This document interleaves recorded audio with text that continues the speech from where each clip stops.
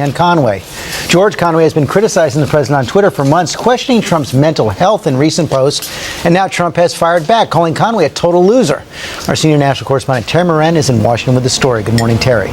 Good morning, George. It's a house divided, and to be honest, probably like many houses in the United States. Kellyanne Conway and George Conway are each highly accomplished professional people. They're a power couple here in Washington, D.C., and they just happen to disagree about the President of the United States. Kellyanne Conway, one of President Trump's most trusted and visible aides, is now caught in the center of an increasingly public and bitter feud between her boss and her husband. The president on Tuesday branded George Conway a total loser after the longtime conservative lawyer repeatedly publicly questioned the president's mental fitness. Conway replied, tweeting, "Congratulations, you just guaranteed that millions of more people are going to learn about narcissistic personality disorder and malignant narcissism." George Conway's rise as one of the most vocal critics of the president is a striking contrast from his wife's frequent TV appearances defending Trump. Thank you, President Trump.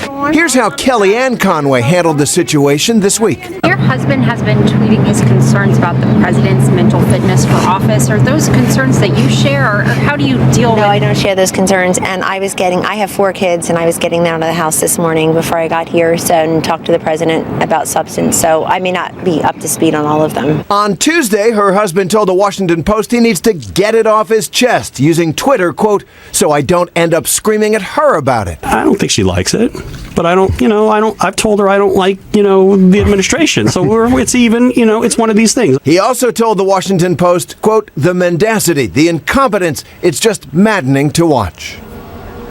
So that's that. And maybe there's a lesson here. The next time you're in a spat with your spouse or partner, maybe don't take it to Twitter. George? That's pretty good advice, Terry. Thanks very much. The new headline involving New England's Patriots owner Robert Kraft tonight. His lawyer now saying Kraft will not take the plea deal after that prostitution bust in Florida. The deal would have forced Kraft to acknowledge guilt. And tonight, the interview just in. The founding and former owner of that day spa, now at the center of this scandal, is speaking out. Here's ABC's Tara Palmieri.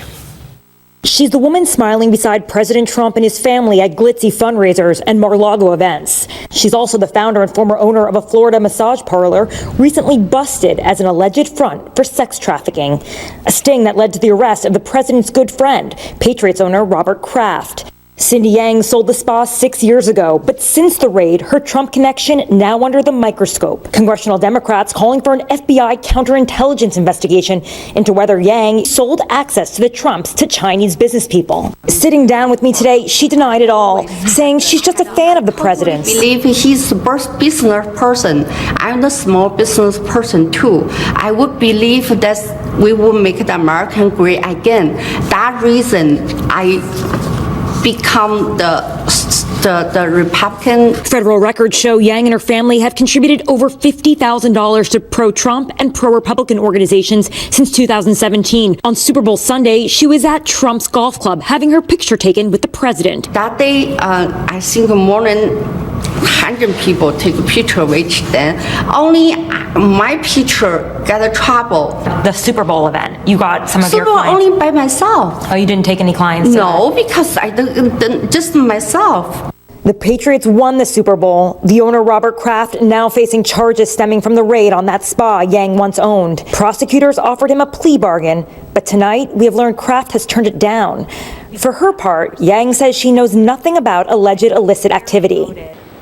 David, Democrats are questioning whether Cindy Yang is a counterintelligence threat, but she vehemently denies that she's a spy. She's scared and she thinks she's being targeted because she's Chinese and Republican and supports President Trump. David? Tara Palmieri with the interview tonight.